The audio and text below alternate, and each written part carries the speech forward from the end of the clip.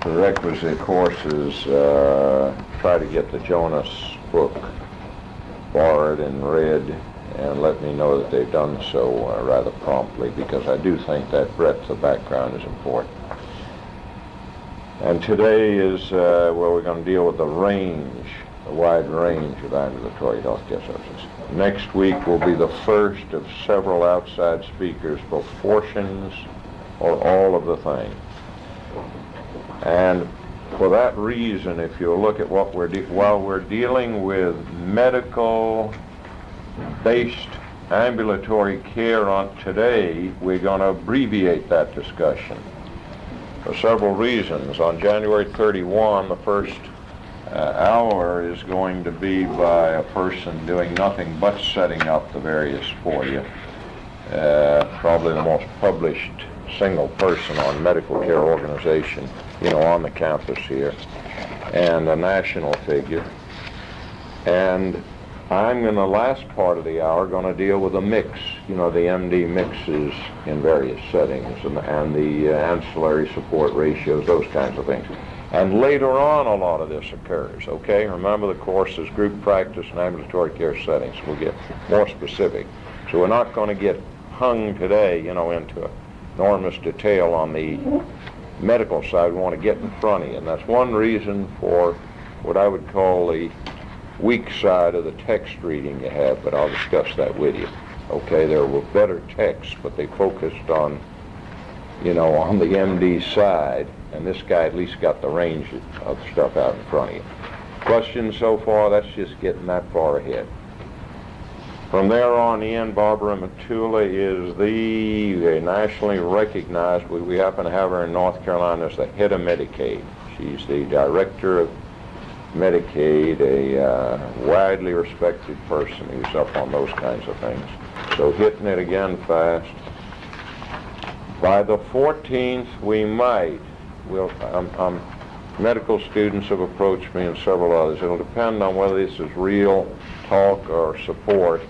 We'll do the first of, say, the moves to a larger room because of the nature of the thing, that these kind of programs are not available otherwise. Those are two people who were very heavy participants. John Hatch at Mound Bayou, Mississippi, and on the faculty here, and very well known in all kind of rural and community stuff. And Donald Madison was in everything from OEO. He was at the Revolution of Martin Luther King and Appalachian Regional Commissions, everything that went on in the era of the fight against poverty, the Great Society, the whole breadth of that movement, which I treat, if you'll notice, as over, unlike, I'm afraid, some of your other instructors in this and in other schools, okay? Whatever's remaining, I don't regard as any kind of thrust, okay? It's, you will not get any feel for what that was about unless you view it as an era that ended with 80. Even if it was weakening near the end. And you see, again, for the reasons I just told you, we're going back into a lot of detail on medical group practice. We're going to get to a lot of that. February 28th, we're into the whole nonprofit, a whole bunch of that. And we begin to present the general HMO data to you. March 14th, if there is some of the interest being expressed, we might again spring out to a bigger room with notice to you, because there'll be two people. One of the women executives of a very large, I withdraw that. When they near the break-even point and are not at the point of disaster, then they've shown a lot of courage over several years. But a person experienced in group practice to begin with, coming from a nursing background, and then into Pittsburgh developments in very competitive setting, and then into the Beckley, West Virginia-based IPA. And you'll learn, we'll be starting to distinguish between what's group HMO and an IPA and get them all very clear. Glenn Wilson is chairman of the Department of Social and Administrative Medicine, is the North Carolina legislature's consultant for several years on its efforts to get HMO started, and was a catalyst force in establishing Cleveland, which belongs to Kaiser today, Sault Ste. Marie across the Canadian border, a very big steel town, etc., and a number of other places.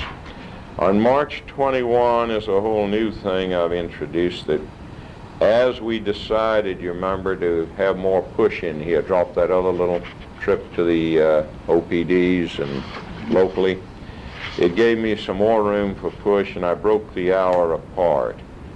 Dr. Cecil Sheps is a very distinguished national figure whose latest publication is what he's going to be talking about. What he's discussing is something you can either get scared of, or you can have a viewpoint on, or a number of things, but it is a tremendous change that he's going to be, which is the rise of private capital investment into the healthcare industry on a massive scale, okay?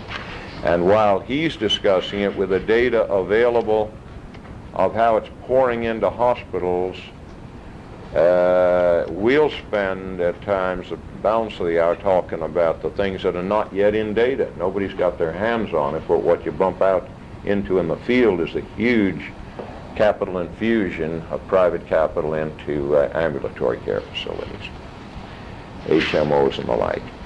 The following March 28th may require a larger room. That's the commitment of the director of the Office of Rural Health Services in the governor's office to bring a portion of his key staff and himself and handle the whole 3 hours with it. It is a very rare opportunity for you, because people travel across the country to get a presentation on this matter, or, at national meetings.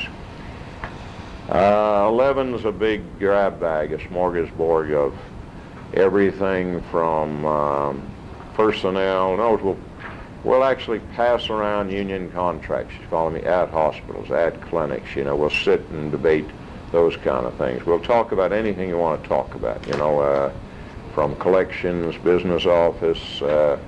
We'll give you readings. It'll be a lot of nitty-gritty. It depends on where you want to get with it, okay? I tried not to have 3 or 4 of these, although the nitty-gritty will keep occurring, depending on your interest and all under other subjects.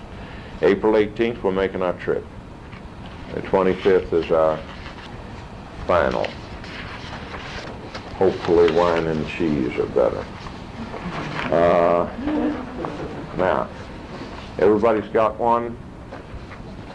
Now want to pass around something that we can use, or that you can absorb rather quickly today, I think, which is charts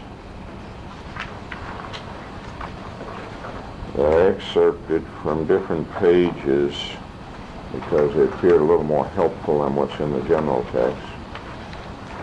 For those of you that want to keep a record of what you've got in front of you where it's not on it, you might want to note, if you want the source of this, it's, now when Southerners have French names, you have to guess at what they're doing, right?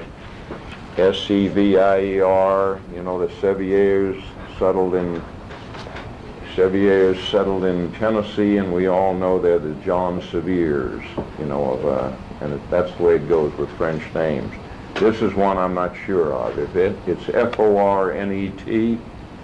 It might be Fournet, and the only reason I would even guess it might be is that his first name is Beauregard, and that ought to give you plenty of warning that no good Confederate general failed to have Beauregards in his own name or somewhere.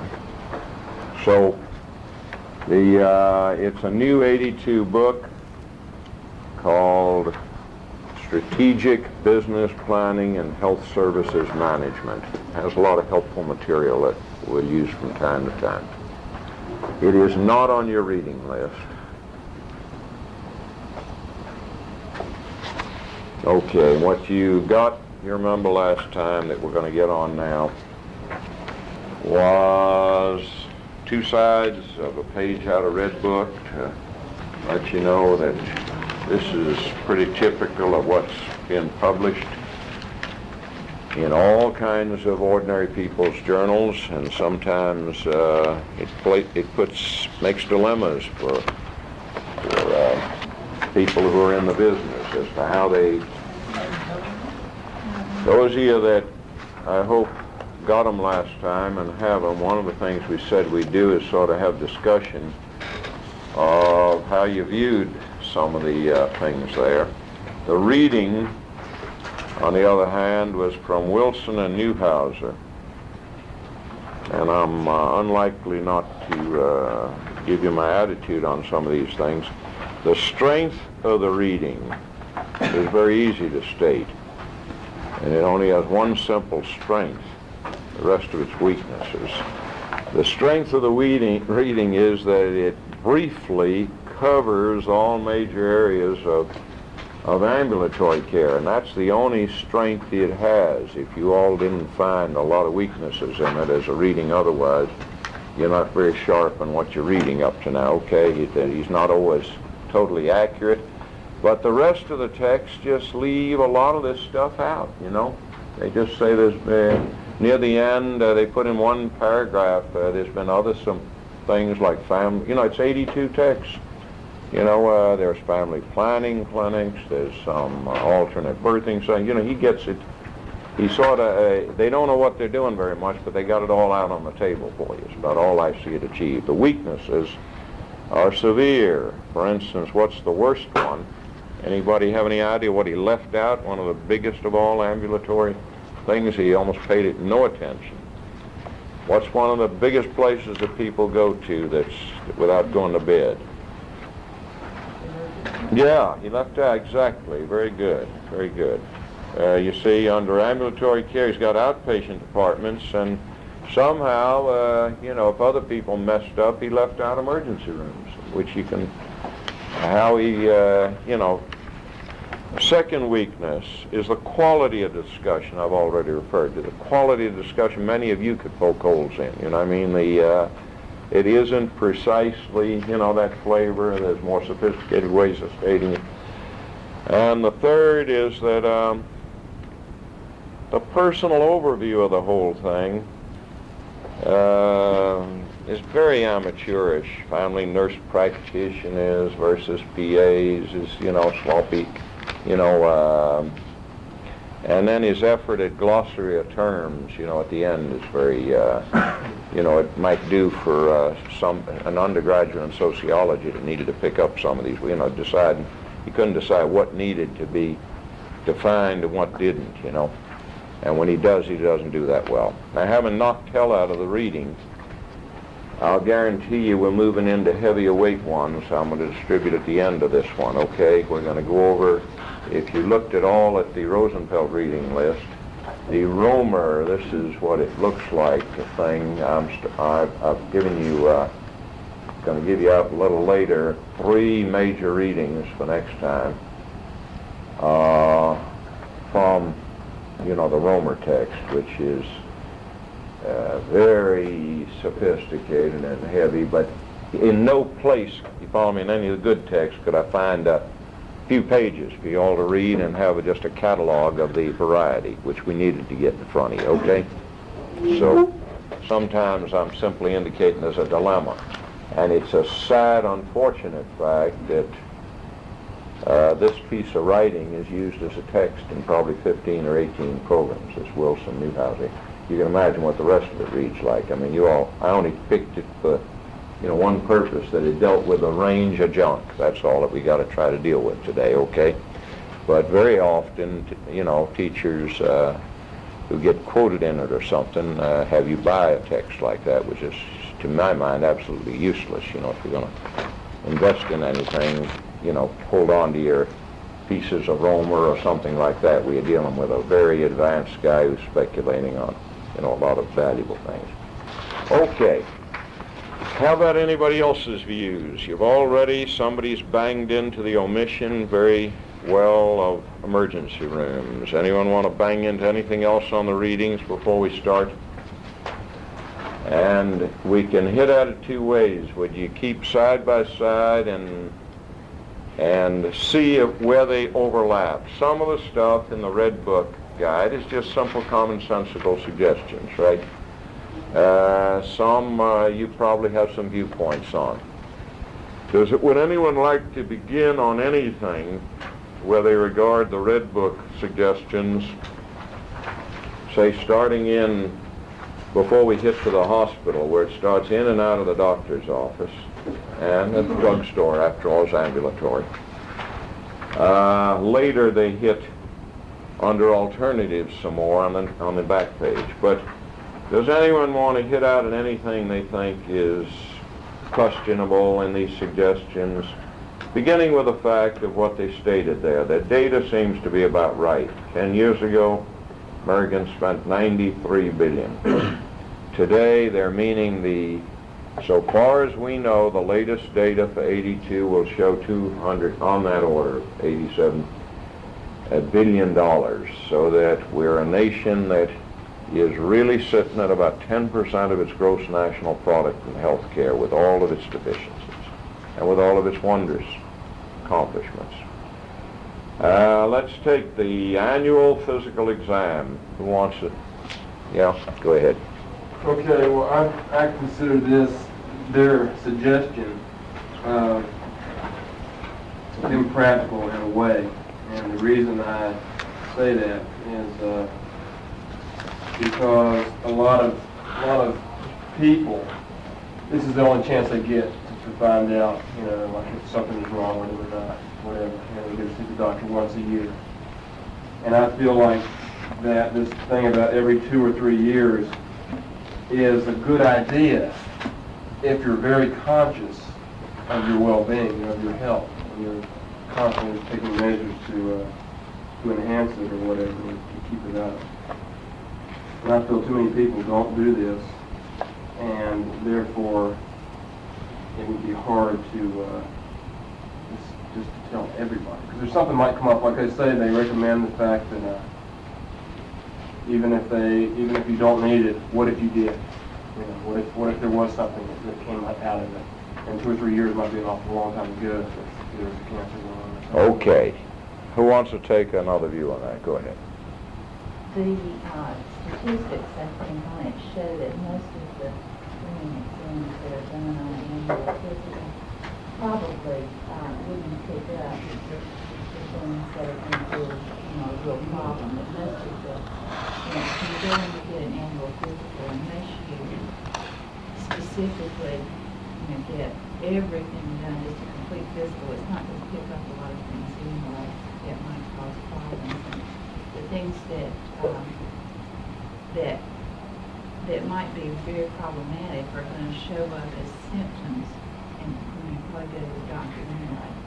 So it seems that a lot of the just routine physicals, the test, statistics that show the tests are done are really unnecessary. They don't pick up that many things. Even Pap smears, which have been touted for so many years, they're finding now that probably they could be done less often than every year or every 6 months, and still pick up just as many. But I think this also indicates too that if a practice like this is going to be suggested by a physician or whoever, that a lot needs to be done in patient teaching and self-care types of projects, because as she said, many of the things that would be identified are not things that you would catch on a yearly basis. Things have to get to a certain point before they can be identified. And if you're aware of the signs and symptoms, then you can participate in identification of problems yourself. Did they, then that part, wasn't it fairly balanced? I mean, it flatly said, they quoted somebody saying it rarely yields useful information. On the other hand, it might provide, and that's what I think the first speaker's point was, a useful way of, if he didn't use those words, he's afraid they're going to get out of touch with the medical care system if they don't come in. I thought that part, that little paragraph, they sort of carefully balanced out. When you say, no big argument with that being handed to people. If Yeah. I have a question. I don't know how you feel about consumer reports. They did an article last year, and I think they even had my Carol on annual physical review, and went through a lot of the tests and things that are done, EKGs and just routine Yeah. urinalysis, just a whole bunch of different things, and kind of did a step-by-step analysis of the usefulness or, of those types of things.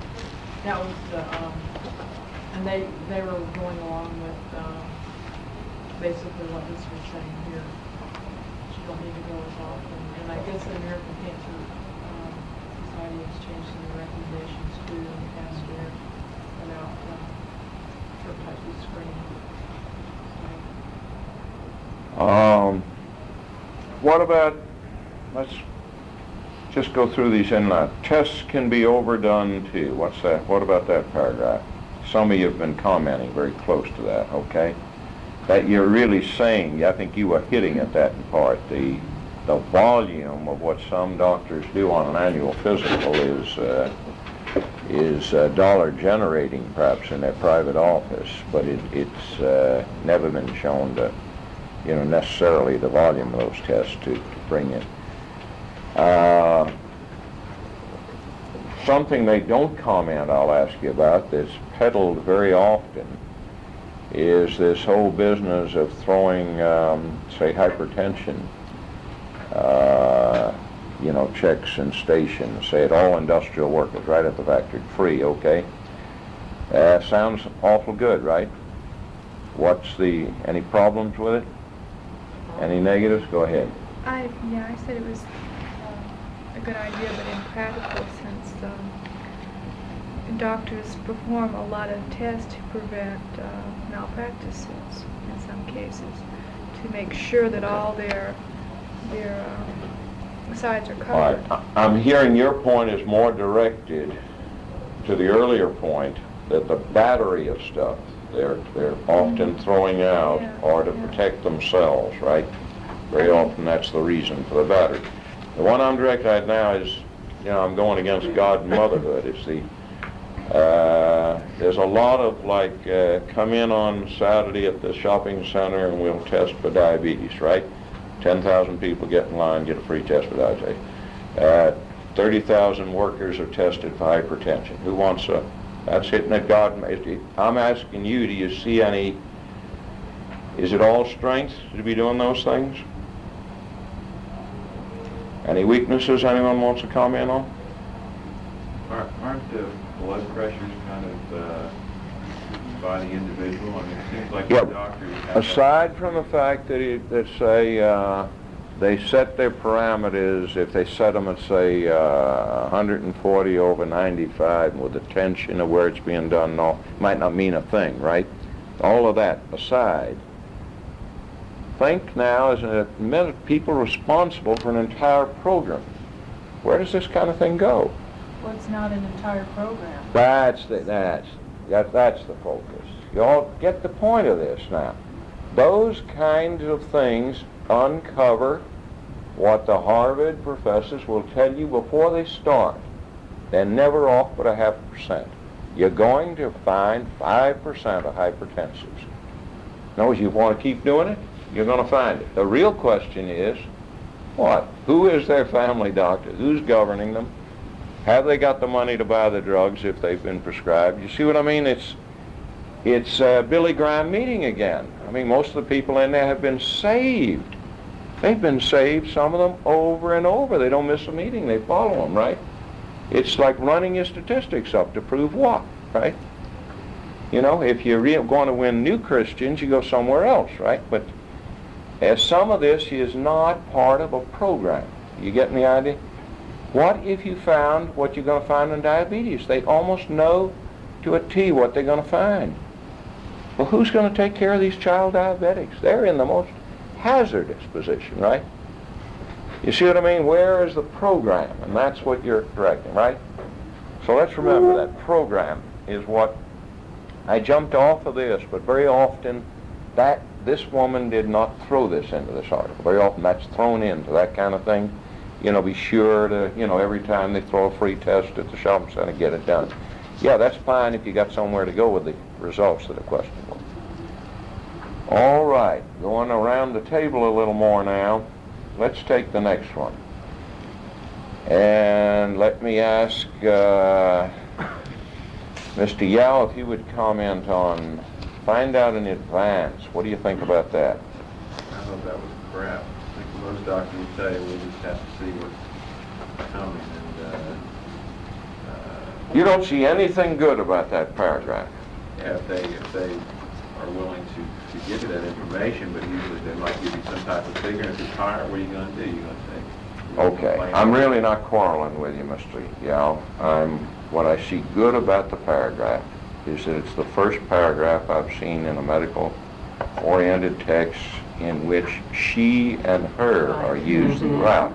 That's what I first noticed, is that no longer is the she, the woman, coming to the male doctor. Now you're asking her, and it turns out it's the doctor in charge, okay, as a she.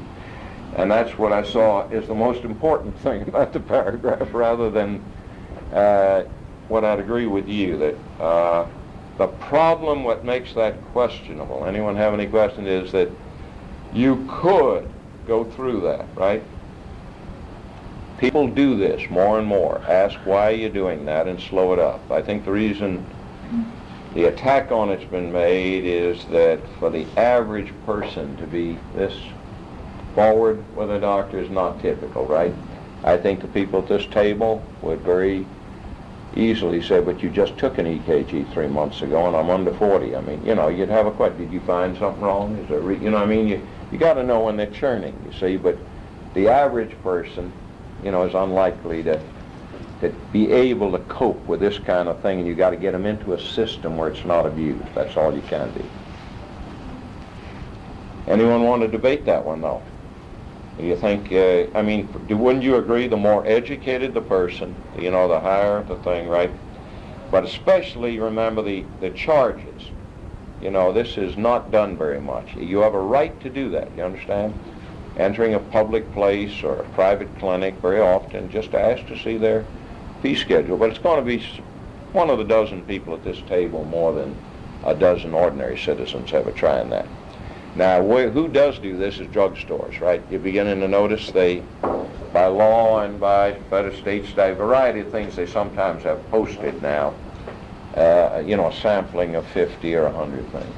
I had a comment to make on that. I tried to look at it from the point of view of the doctor, and I could see a doctor thinking, well, this patient is trying to reduce my services to what an auto mechanic would give them. And, I think there would be some resentment on the part of the doctor, just... You think they're going to react to to limit this what- kind of yeah, thing? Yeah, I think there would be a reaction from the doctors. What? Maybe they need to learn not to react. Yeah. Yeah, I tell the think- doctor I think you might, there's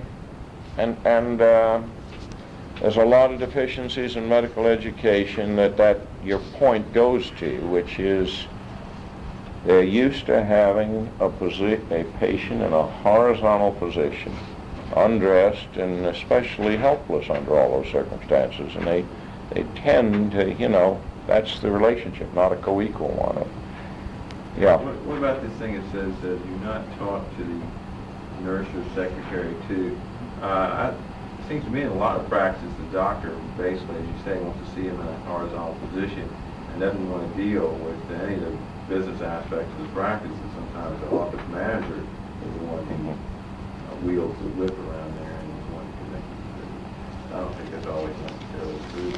And besides, you hardly ever get through the doctor if you're just, if you really want to walk in when you're standing with your clothes off and ask them how much it's going to cost, you're kind of forced to talk to someone else.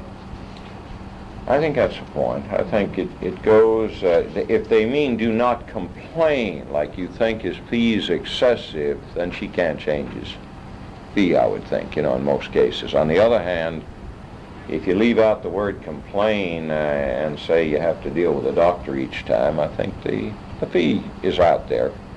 And it wouldn't hurt if more people at least looked at the fee schedule, were intelligent. I mean, you don't realize that if it's 1 out of 200 that do it, it has an impact on the doctor. The nurse will tell them, the clerk will tell them. I mean, like they'll state it like a Gallup poll. The public is becoming more concerned about fees, you know.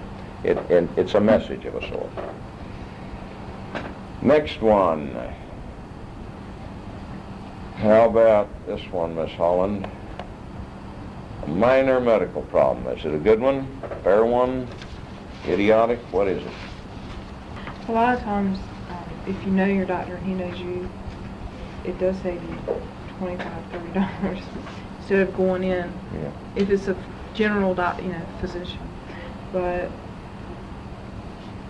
Well, you assume that. I think you made a positive statement. You telephone your doctor. They're assuming there's a relationship, right?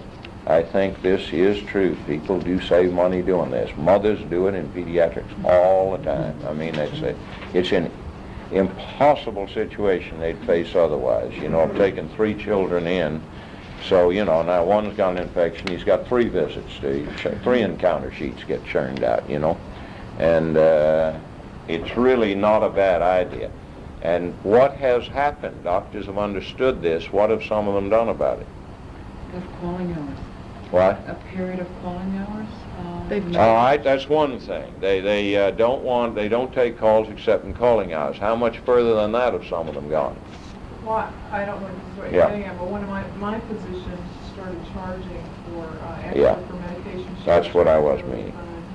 Yeah, in other words, there's been a growth, if you read medical economics and all, of in particular areas. You see, there's no way to compare parts of Arizona or, you know, California with, you know, around here or with parts of Michigan. I mean, everywhere is different, and that's why the words are usual and customary that are used on physician fees. You understand what's usual and customary for a surgical procedure in California may be 4 times what's usual and customary for the identical trained person doing it in, you know, in North Carolina, West Virginia. See, I mean, these are very different things. They have made charges of $1, $2, or $5. You know, they've done it. Not everybody's done it, but it's progressed. It's a method of slowing the thing up, or you know, that method of taking advantage of things. It goes up to $5 and $6 according to medical economics. From 1 and 2 on up to 5 and 6 in some places. It remains at 0 in most rural areas, you know. Well, from the Mhm. doctor's standpoint, he could spend 5 minutes out of every hour, every day on the phone talking to a patient that's got a complaint of some sort. So it's his only way to... There's no question about it. On the other hand, you know, in pediatrics, this is so common. A good pediatrician expects this, and he expects to call them back in, just as he expects to call up and tell them, or have somebody call and tell them that the results of the throat culture on the kid were okay, or they, you know, better bring him back in, or whatever. I mean, it's like, he expects telephone follow-up, I think, and some mothers don't understand this and are paying out more, especially in peds. I'd think very often people are paying for an office visit when what they need is a refill on a hypertensive drug.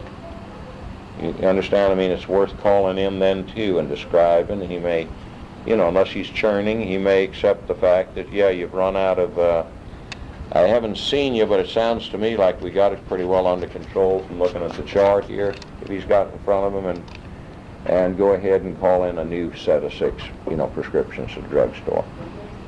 I think it's one of the good suggestions here. That's my opinion, and I agree with your comments.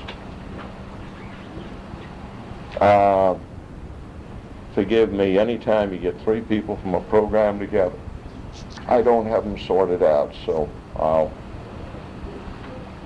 I may not always know. The next one is prescribing brand name medicine, Miss McGeechee. Huh? Not here, okay. Miss Young here, would you mind commenting on it? I think that it's a good concept, but I think it's more realistic to believe that a pharmacist would be better versed in knowing that there's a generic form of the drug than a doctor. But he can't give the generic unless it's specified in the prescription. I didn't hear you, would you mind a little louder? The doctor has to say on his prescription to, you know, if he orders Yeah. a drug, he has to put on there, you know, it's okay to do the generic hold on, here it is, one, the pharmacist has to fill the name of what's on that prescription. And if the doctor has used the brand name, then the pharmacist has to use that brand name. Now, he can sometimes, if you know the pharmacist, get on the phone to him. You see, a lot of this is phone communication between pharmacists and doctors, because the pharmacist at that point is a dual agent. He's almost warning the doctor, you could lose the patient over, you follow me, so that he does, if you tell him, I don't wonder if there isn't something else, even if he's done what you say, you know, not offer the generic substitute, the phone call may settle it, you know. Why are some doctors so set in their ways on not going over the generic? Any paranoid people present? There's very easy answers if you got any. And then there's, go ahead. Well, there have been some Scientific. problems with some generic medicines, and I think Right. maybe they just kind of thrown them all out as bad. There are some, I think, that they've shown are good, and then there have been a few like the generic digoxin, I think is one that has, it's really highly variable in terms of how much is absorbed. Let's rule out junk generics and assume that except where there are very few patentable things, there is no generic, you know, imitations, you know. And we're dealing with manufacturers who are very capable and maybe actually manufacturing it, you know, like manufacturers do for A&P and putting the brand name of Smith, Kline, and French on it for them. But they've got their own version of it, you know, without advertising, selling much cheaper. What has ever made doctors drag their feet on this so long? Drug companies. Huh? Drug companies. Well, now you're talking about direct and indirect influence. Well, what is it that the drug companies, you know, what's a direct reason? I'm talking about a direct economic motive. How direct can it get? Or why would certain doctors, and I used to study their prescribing habits, say, Mylan, I think it's Mylan Pharmaceuticals, okay? It is a well-known repackaging house, okay? That has almost began, you know, for the first 10 years doing no research, repackaging. That's about as low as you can get in quality terms. In other words, it's not creating anything, it's not manufacturing for anything. It is repackaging, it's buying in 50-gallon drums or something, okay, and all it's got is a bunch of women lined up with minimum wage, you know, packaging it with machines into a different colored version, okay? Now, why would some doctors whose expression I used to examine, why would a guy from Milan call on a guy like me as plant administrator? You know, you know that the so-called ethical drug people call on the doctors, right? It's to let me know that it's an excellent investment. You follow me? You know, if you move in on this, it means he's called on all the doctors by then, right? Now suppose somebody's bought 1,000 shares and they've got a 5-to-1 split. He owns 5,000 shares of Mylan, and it amongst the thousands of things he gives out here, that's the most direct. You want to go as paranoid as you can go as to, you know, how direct the motive can be. He owns a piece of the action. A more indirect way is that most doctor pension funds, individual group, buy a lot of pharmaceutical stocks. They rise, right? That's indirect in the sense that any one doctor's actions, you know, have so little effect. It would be as if you bought General Motors stock and kept buying General Motors cars, you follow me? If General Motors starts down, it's not that one sale isn't going to save you, right? That's relatively indirect.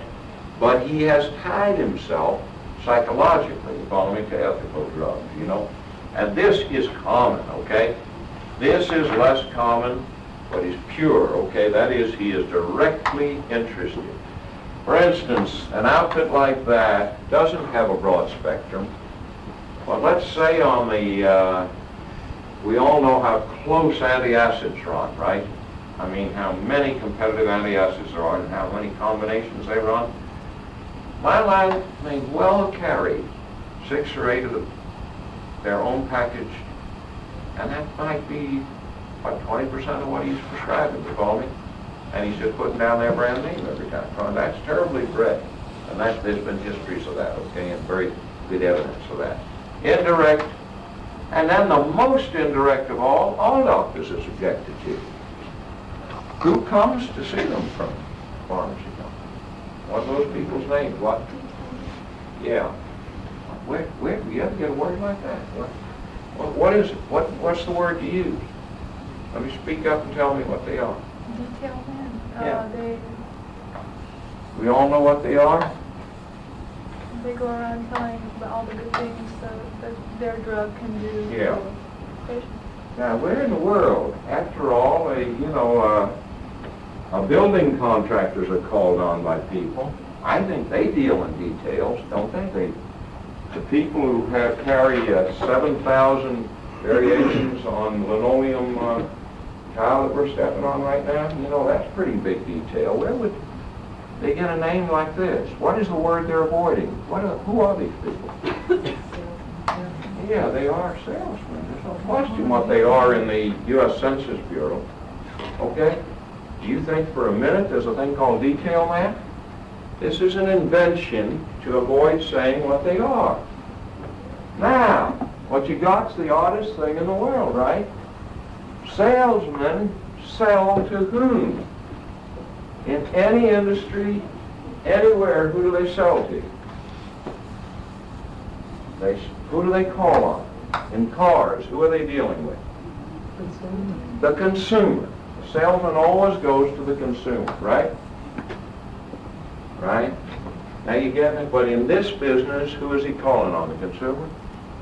He's calling on a provider who is a gateway to everything that consumer is going to be able, right? If you can get him to prescribe the drugs, if you can get him to send you to certain specialists, if you can get him 4 hospitals in town to come to your hospital, he's your gateway into the system, okay? The physician stands at the gateway, and they use the word detail man. Who are these people? Anybody got an idea what they're like in general? They're usually people that have had a year or two of science. This is what they like to interview and get. Men and increasing numbers of women.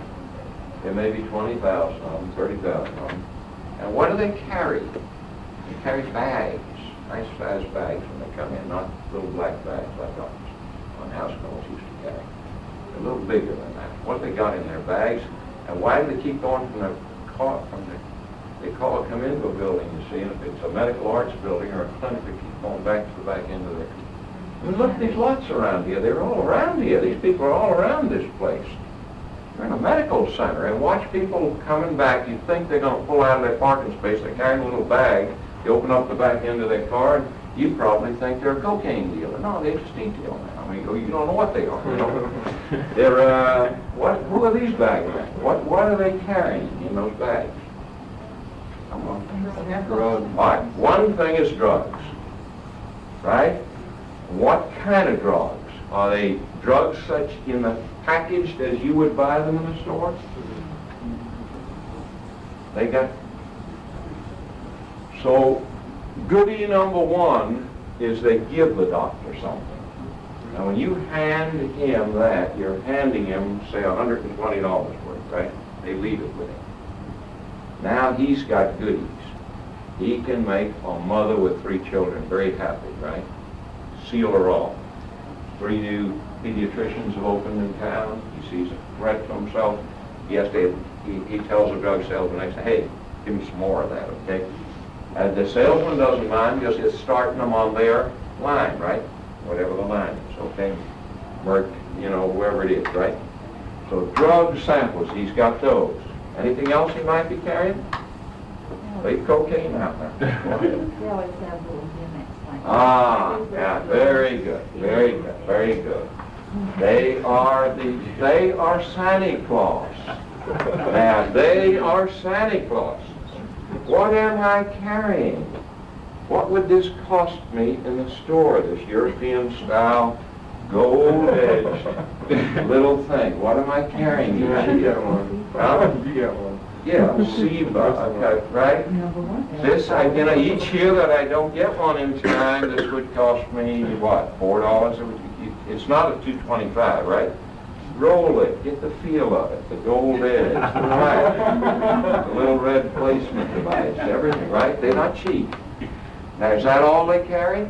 Books, whatever, all manner of books, right? Well, they also have little pin lights that have the company name on them.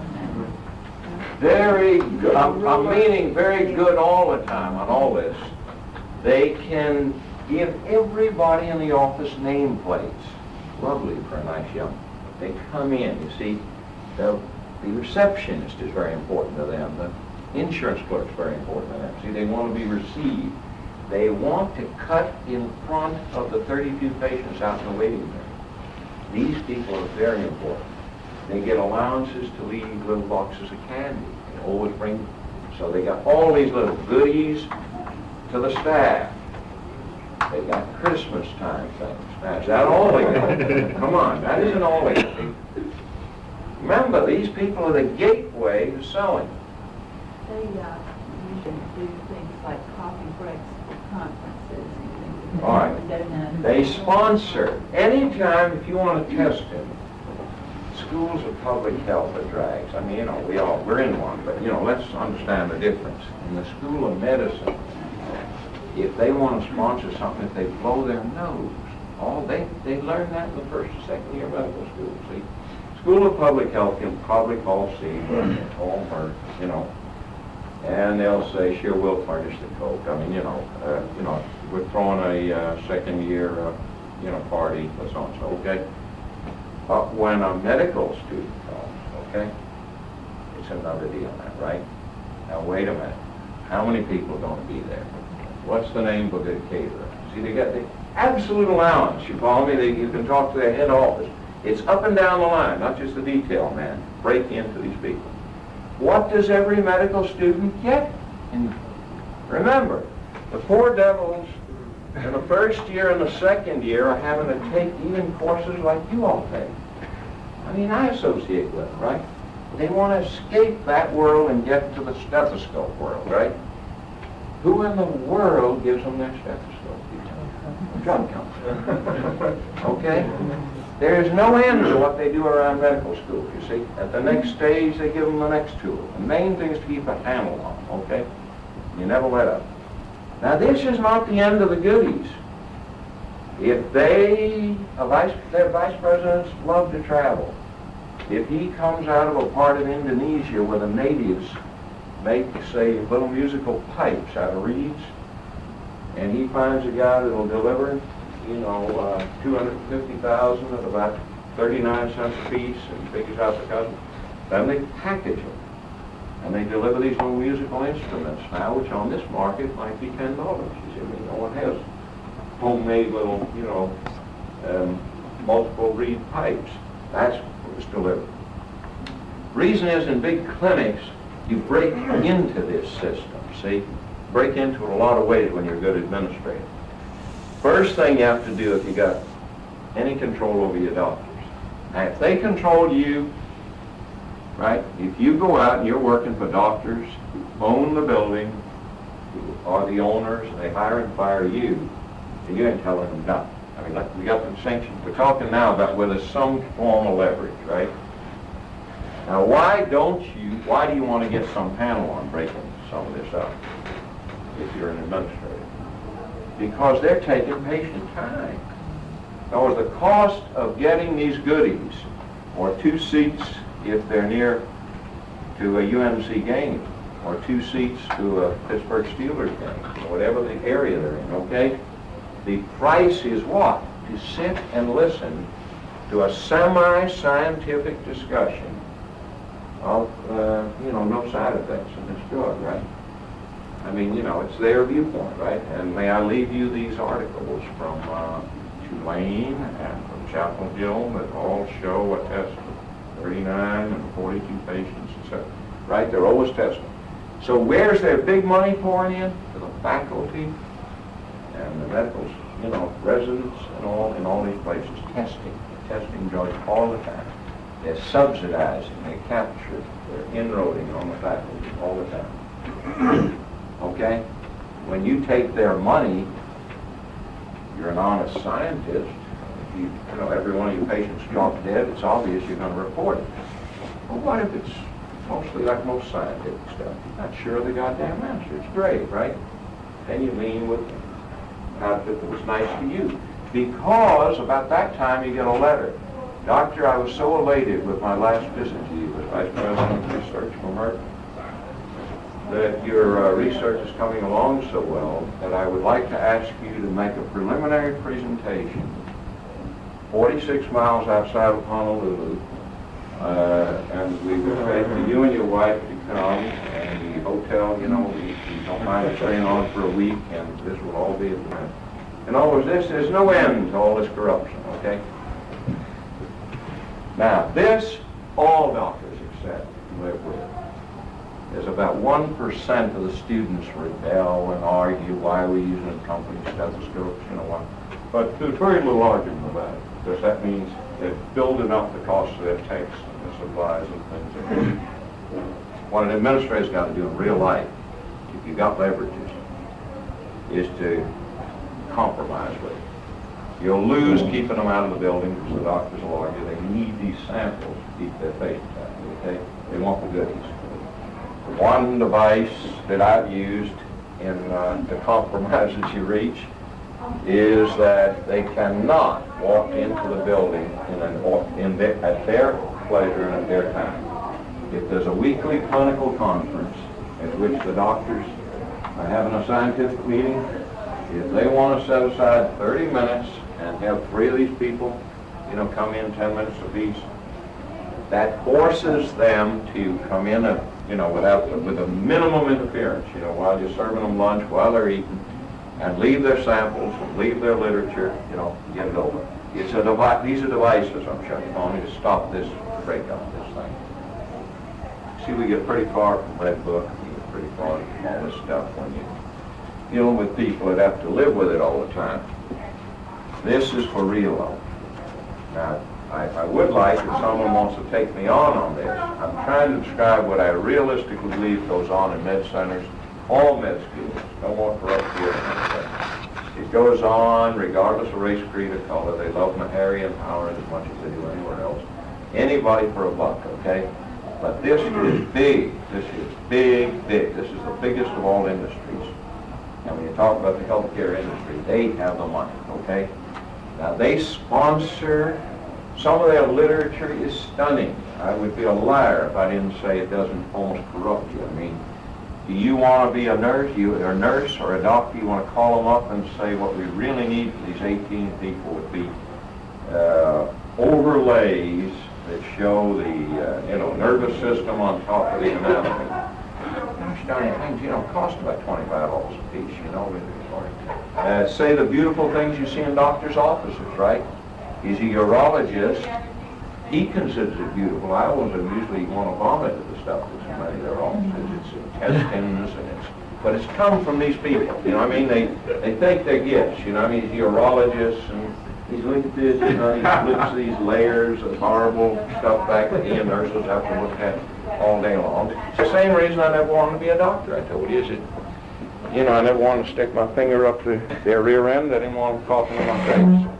I'm a very evil person as far as a healer, okay? I love healers, and I want to be healed when I'm sick. But this is why the toys sometimes gear at their mentality. Now, I think when they're giving them ball game tickets, when they're giving them goodies, they're appealing to all human nature. Or, say, leave them some toys for the kids, in effect. But they're always unusual. They're never crude. They have given a lot of marketing thought to what they're doing. Jumping around, don't be specialist crazy. Would Miss Proctor like to discuss what she thinks of don't be specialist crazy up there? Well, I agree with that. I do think that we have a tendency to kind of go, there's specialists in all kinds of fields. and you just get people, a lot of times complain to me that they get batted around from person to person. I'm not saying there isn't a place for specialists, I think they're important, but I think if you have a good internist or whoever your healthcare provider is, they can tell you if they're competent when you need to see someone else. Any differences anywhere? All right. At the drugstore, would anyone like to just bang those off? Any volunteer? Let me ask Ms. Harris then if she would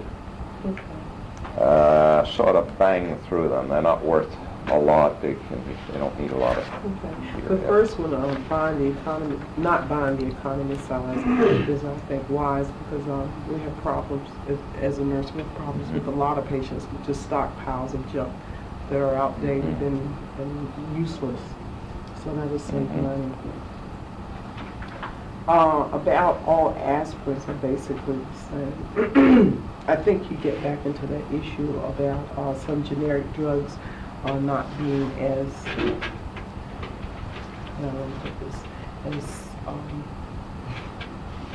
don't know, you aren't certain of the quality of the product that you're getting. There's some questions still about that, but I guess that's an individual kind of decision you need to make. You don't need thermometers with fancy gadgets. That's a good hint. And save money and shop wisely. I think the pharmacist is a very underutilized healthcare professional because many times he can give you information like what do you use for bee sting and so forth. That will save you money for going to the doctor. Are you generally, are all of you familiar with how if nursing, you move towards family nurse practitioners, what the developments are in pharmacy along this line?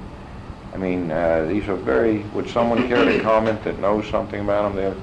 They have had very serious turnover in the last 10 years in their orientation, you know, as a group of professionals, in their feelings that they've become pill counters, you see. Now, what is it they've done? They've changed the degree name. You want, if you know it, if you want to comment on I don't know about something. the degree name, but in one of the agencies where I work, a big emphasis, and this was about 10 years ago, when this was getting started, a big emphasis was put on patient education, and they were required to sit down and explain to the patient what the medication was, what it did, the side effects, and so forth. All right, they actually try to make practitioners, and now how can they actually do this in a retail drugstore is much more difficult. But in a group setting, and you know, I have to keep bringing you back just as I did there, I have to give you the alternatives. One of the things you ought to think about seriously is always using the pharmacist, you follow me, as say the advisor, the physician's advisor, so that the doctor doesn't waste any time on that, and that there's a sit-down session with the patient, you see, about, like he comes in with 3 prescriptions, find out, sort of take an inventory of what he's got at home or she's got at home, what do these mean? Very often the doctor hasn't had time to say that if you take an antacid within 20 to 30 minutes before you take the Tagamet or whatever, you know, I mean, you're just wiping out much of the effect, you know, of what the whole thing's all about. There are 2 kinds, you know, the 2 main people, nurses we know, for a variety of reasons, usually come from a lower social class strata in goals, aims, or origins, or whatever, and can talk more easily with the patients. And their whole role is to get along better with them and explain these things. Pharmacists also, you know, are people that can explain a lot that doctors just don't do.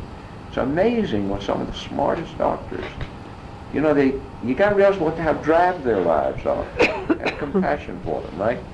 They have a high status, but can you imagine all day long trying to remember to tell these people that you're putting on antibiotics and on Tagamet? You know, what are the main tools they've got right nowadays? You know, it's about 4 or 5 things, you know, and all they got to do is forget.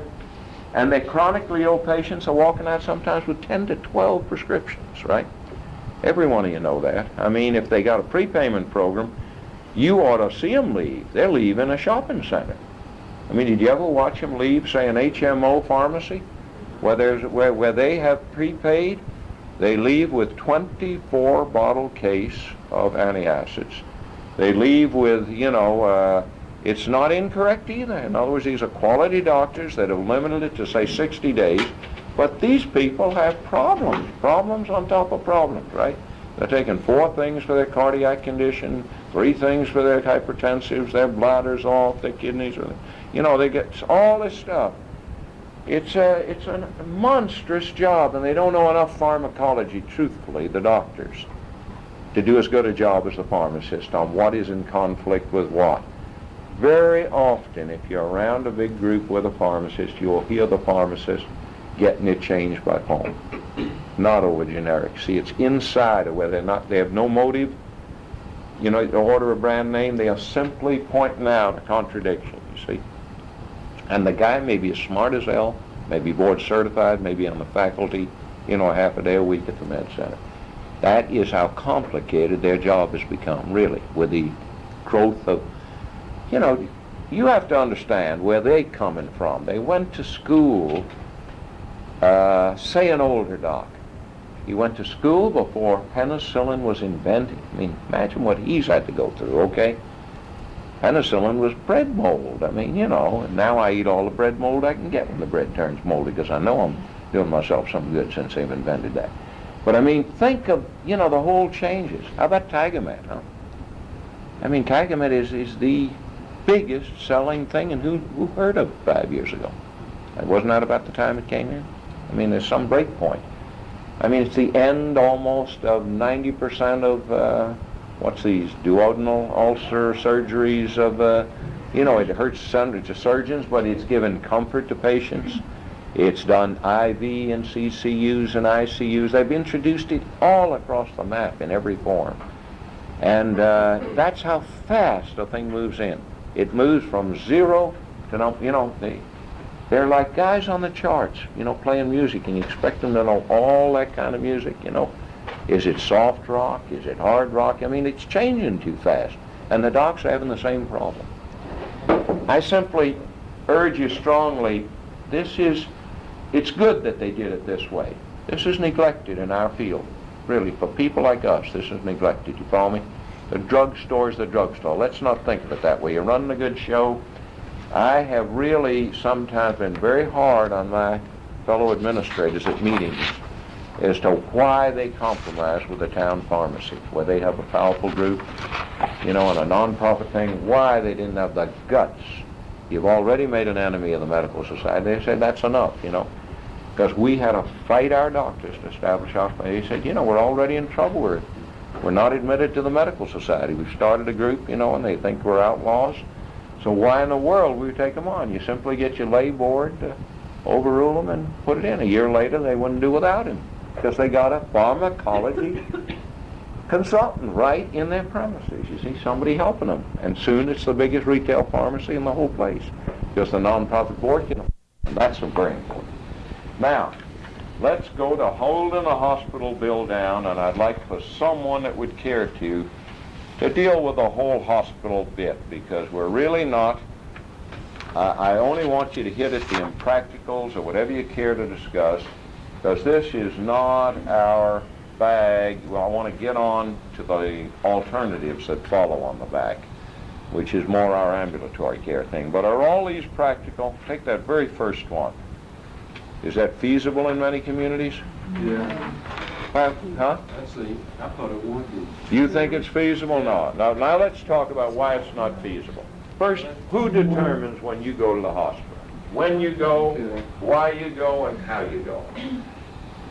Do you have anything to do with it? No, the doctor says. Okay, the doctor. Yeah, and that's where I guess that's what he has. There. Now, first of all, they're not accepting the fact that in most of small-town America, there are not 3 hospitals or 30 hospitals. There's what? There's one. It's like the AMA, freedom of choice, right? Under that has to come under freedom of choice, except in the following 2,100 counties in which, there are a series of small communities with no doctors or one doctor. So what does a person in Kansas or Nebraska do? He travels 200 miles to get his first freedom of choice, right? You have no freedom of choice. You gotta know when slogans don't mean anything, okay? And you know, we're in a state with expert senators that talk this kind of language. You know, whether they don't have to hear it from the AMA, they're the idiots out of the 16th century. They just found Adam Smith. We must have a free market economy, and if it's 16% unemployment, we ought to get it to 18% unemployment, the way it was in 1606 on Shakespeare's right? That's why women walk on the inside of the sidewalk. You all know the history of all these things, don't you? A man's supposed to walk outside because there was no sewerage, and they dumped their buckets of slop and peed off their balconies, and the men were supposed to catch it instead of the women. They walked under the balcony. But I mean, that's where they want to take us back to, right? I mean, that's where most of this garbage comes from. There's slogans, let's separate facts. Most towns, start telling me when you get a town with competition, it has to be Raleigh, doesn't it? It has to get to Greensboro size, right? These are urban places. That's the first thing. I'm not saying most of America, you know, isn't metropolitan and urban. I'm trying to first say that most of the land area and 1/3 of the people are empty. There's no way to do that first one, right? There's nothing to shop around for. Now you're in a town with it, right? You're in Nashville. You're in Lexington. Nice town, right? Let alone urban centers. First, does your doctor necessarily have privileges at more than that hospital? That's one thing. He may only have privileges at one acute general hospital, right? Acute means for acute illness, not chronic illness, and a general hospital means not a specialized psychiatric or, you know, subspecialty hospital. We together on that? He might only have privileges there, so you're talking nonsense if you want this doctor. Now let's say he's got them here, here, and here. Then the whole business is shopping around. Think of the advice. Is that what you want to do? You want to ask him which is the cheapest? Why would you ask him which is the cheapest? There would be a reason. Suppose he has privileges of 3. Very remarkable. I think he took an index of the AMA members. But why might you ask him that? Only under, think of the circumstance. You have to have an economic motivation. A long-range illness? A long range, but wait a minute. See, I'm trying to rule out why you wouldn't ask. Let's go that way. Why wouldn't the average person ask that? Not if they have no fear of. Why wouldn't they ask to go to a cheaper hospital? Who's paying the bill? Yeah. Why would the consumer give 2 hoots and a holler? What he'd say is which is the best. You see what I mean? Everything in the American commercial insurance system, right? The freedom of choice and freedom to pick your hospital is all designed to increase its costs, okay? There's no consumer effort to economize, right? There's a consumer effort to have the best insurance or to make your employer buy you the best insurance or give you the most freedom of choice. It's also a problem too when doctors are affiliated with more than one hospital, especially like OBGYN. You know, you go wherever they happen to be the night That's right. of baby's born, you know, if they're already delivering somebody, even though you want to go to another. He's at 2 hospitals, and they both happen to have delivery rooms. That isn't always true. One of the ways hospitals make out when it's born in a town is that these 2 decide to say, we're closing our delivery rooms. Okay, so you can have more. In turn, will you close your poorly used CAT scanner, okay? See what I mean? You understand there's trade-offs to survive, see? So that what you're asking him to do by this shopping around is not practical. In other words, not knowing your case. Another reason is he might have privileges here because it's a pediatric hospital. Now, you're not really counting it in if you're going there for adult medicine. You see, there's reasons you might have a second privilege for a very limited reason in a children's hospital in Pittsburgh, okay? And yet, in general, he either admits at Montefiore or at Presbyterian or at, one of the hospitals. You see what I mean? That's the way the world works, okay? And then remember what I just told you. Why would you, she doesn't even mention, and that little art is very weak at that point, that most consumers haven't got a motive to shop around, right? Insurance will, as a minimum, pick up the semi-private bill, won't it? I mean, that's what's wrong with insurance. What does it pay for first? For the hospital, right? I mean, that's one of its great weaknesses. It pays for inpatient hospitalization before it pays. If you have any kind of insurance, you're going to have that kind. Then you might not have one. You might have it pay for surgery. And now, way down here comes the people, the weaknesses. Medical, maybe in the hospital. Medical in the office, much lower percentage picking up that bill, right? You see what I mean? That's the least question you're going to ask. You're going to be insured. Most Americans are insured for that, right? But there are insurance policies that only cover 80%, and 80% of 100,000 is a lot different from 80%. I agree. That's an excellent point. 50,000. When you're talking about a major medical, you have to define your major medical. And under another part of this article, remember, they go into insurance. Let's hold that. We're not getting everything. The reason being that there are major medicals and there are major medicals. Some of them start outside of hospitalization. They're not that general.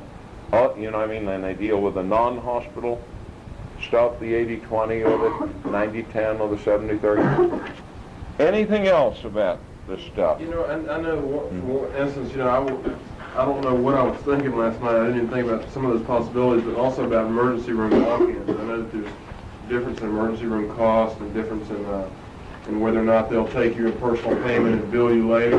If you have to pay right up front. Yeah. And stuff like that. That's the kind of like walking in off the street with no insurance and no stuff like that. A lot of times you might choose the county hospital over the medical. There's no question you would, if you don't have money, as you just said, we'll discuss that. That for sure you're going to pick a place, right?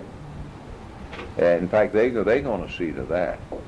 Many emergency rooms that don't send you to their billing office first unless you're bleeding or 105 degrees or hotter. I mean, there's very little reasons you don't go first and settle with their, where do you work, Oh, drifting through. Did you know down the street?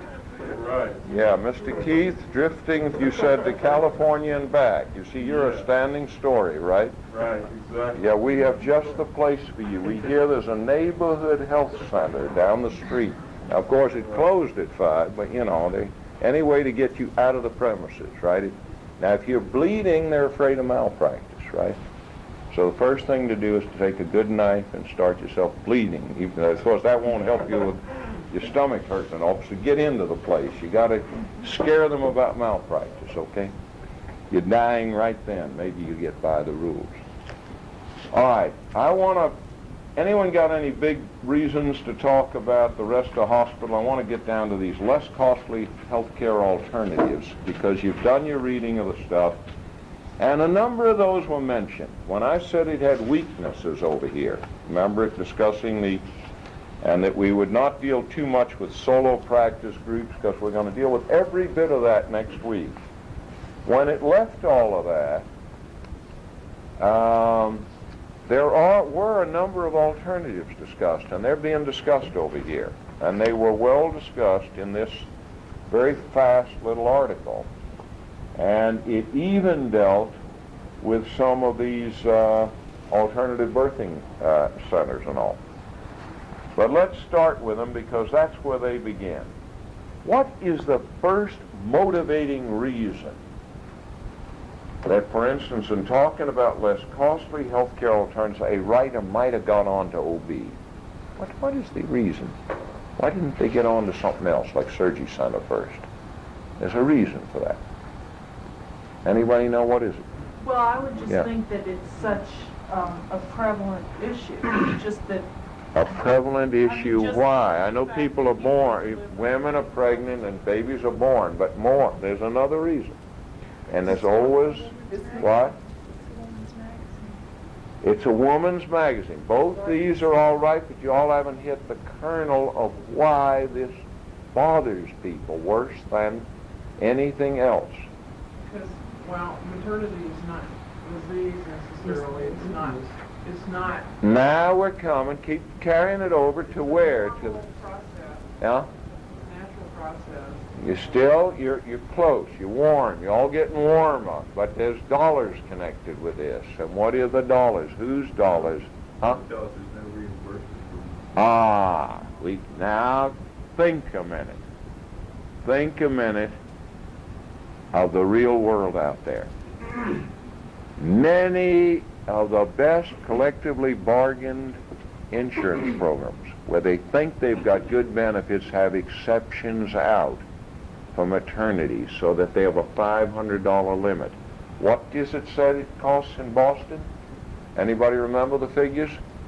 That 25 to 30, that's for the physician's fee and the days in the hospital, which might be 3. Okay, it gives you an idea, and that includes postpartum, is included, maybe even more than one. It'll be all the prenatal, but think of what a family has to think about, okay? Very often the family has hospitalization, so all the answers were getting warm, but they weren't right to the point of why this is so prevalent, that even Westinghouse workers, even positioned workers in our society with good fringes, on this, it reminds me of the old company doctors. You see, when companies controlled it, morality or something steps into this. What was accepted from the coverage? You got all your care free from the old company doctor in a lumber camp or a mining camp, unless you had VD.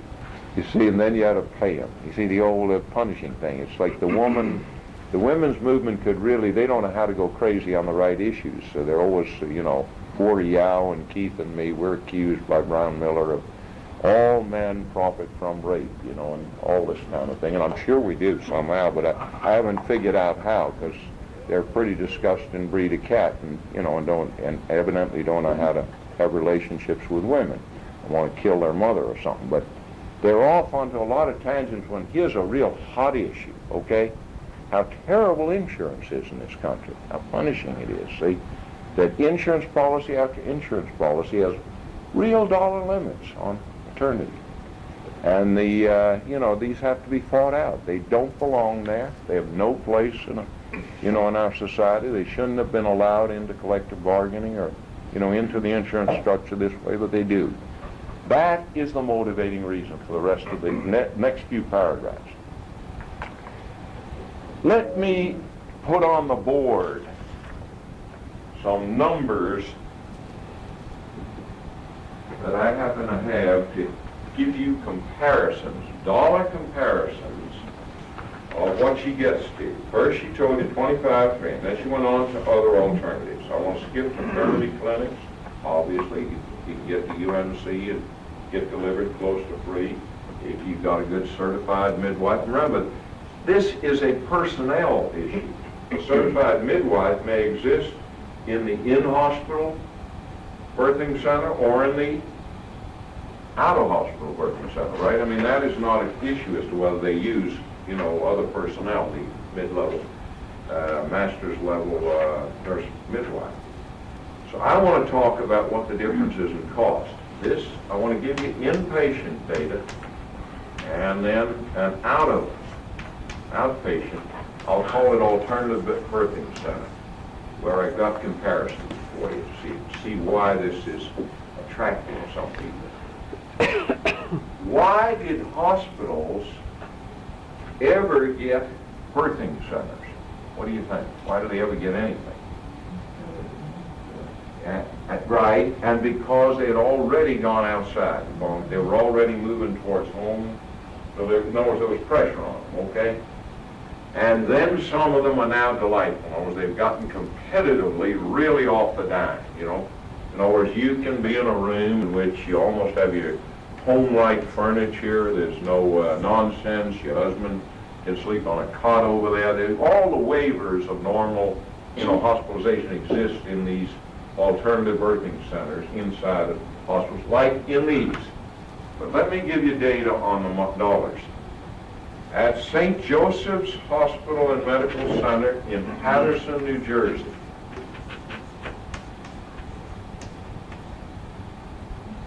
the charges are $240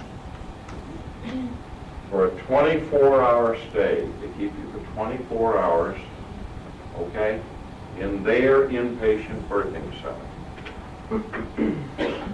And in their traditional hospital labor and delivery room for the same period, coming out, it would be $466, okay?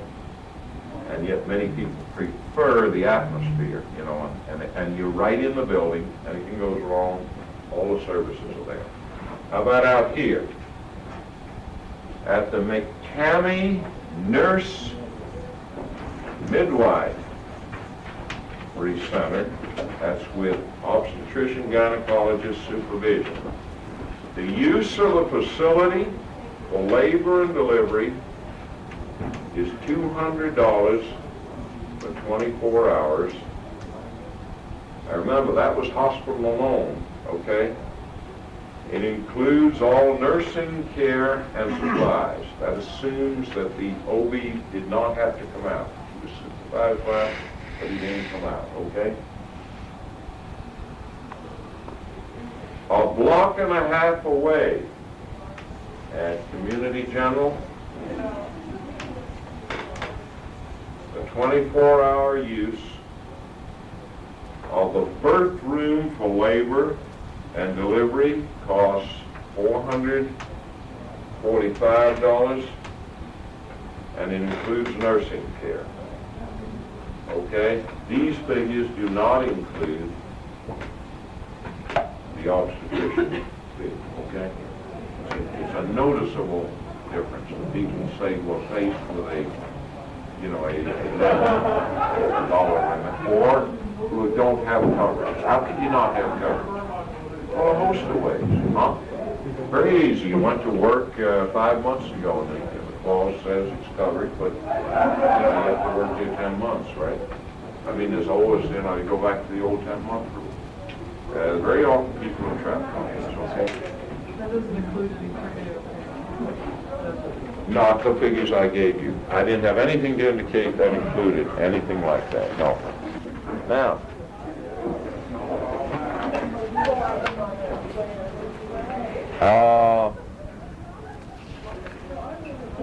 what about the rest of it coming down there below that in the middle of that column? Hospital and neighborhood clinics, who would like to discuss those? Surgery centers, emergency centers? What are they? Ms. Cohen, what would a surgery center, an emergency center, a dentist center, what do you think they're about? They're alternatives that people can go in and not have to stay overnight, so that they'll reduce their costs drastically by having overnight hospitals. Okay.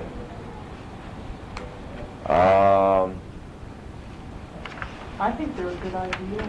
I know that one is, I don't know how recently it started up in Chapel Hill, but You mean in the one on the Durham Road? Yeah, it opened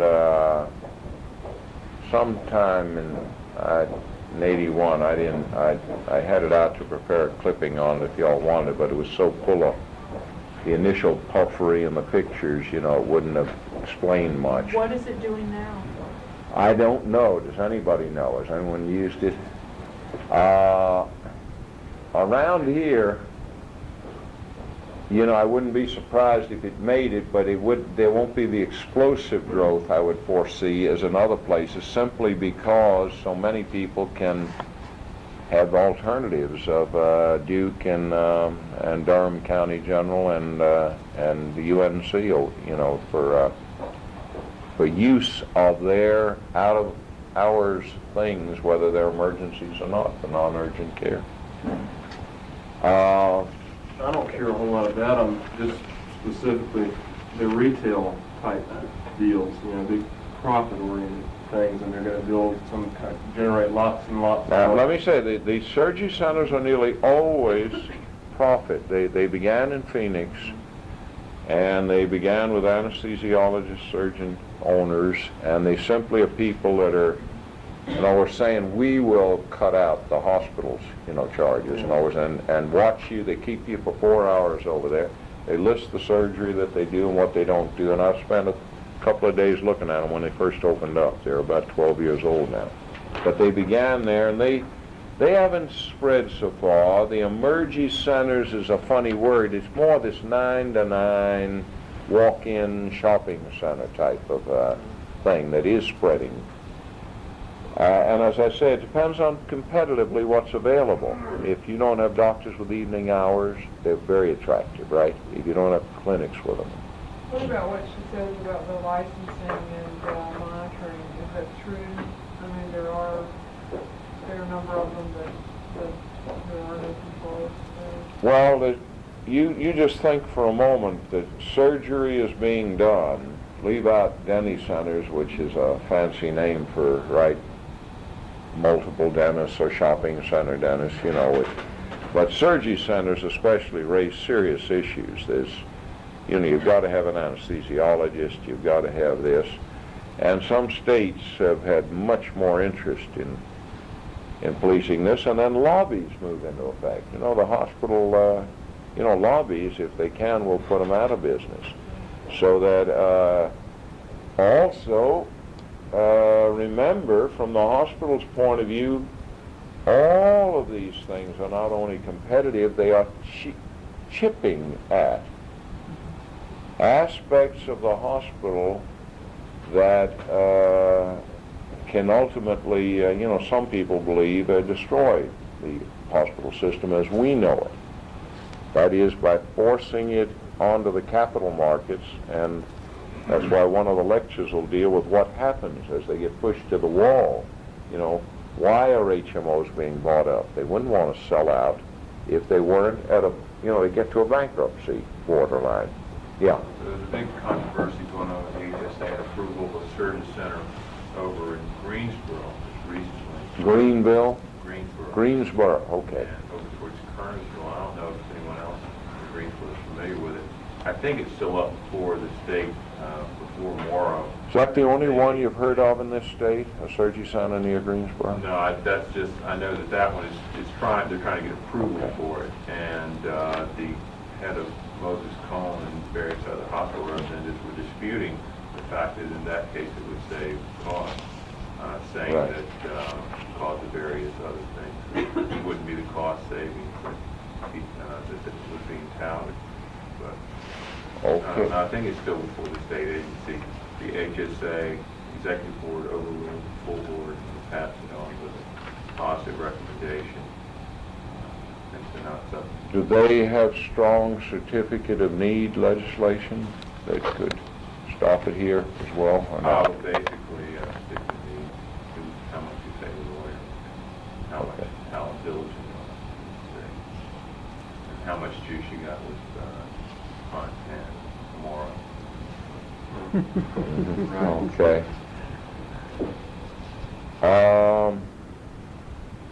Let me skip to just be sure we have not failed to answer questions or deal, and then we'll let's take a break.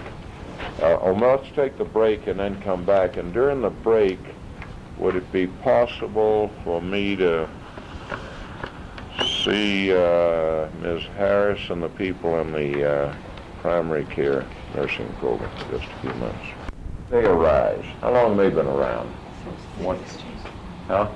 60s, somebody said, right. And what was their thrust? What was the whole idea of it?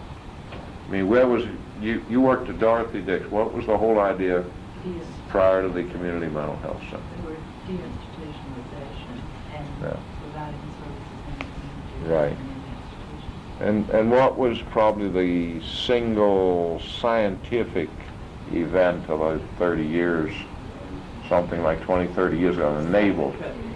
Huh? Psychotropic drugs. Yeah, absolutely. In other words, the new drugs enable them to discharge from the typical so-called, mental asylum, okay, and what you got then was a variety of levels of people in halfway houses and residential centers, sometimes not as well supervised, and sometimes drifting, and I would think that with the present national attitudes on all these questions, this could be terribly costly longer term for the nation, because if you don't support the substitute, then you're either asking for the most expensive thing that we're getting away from, which is the institutionalization, or you're asking for still more dangerous drifting, of, come and go kind of people that really need contact with a strong staff,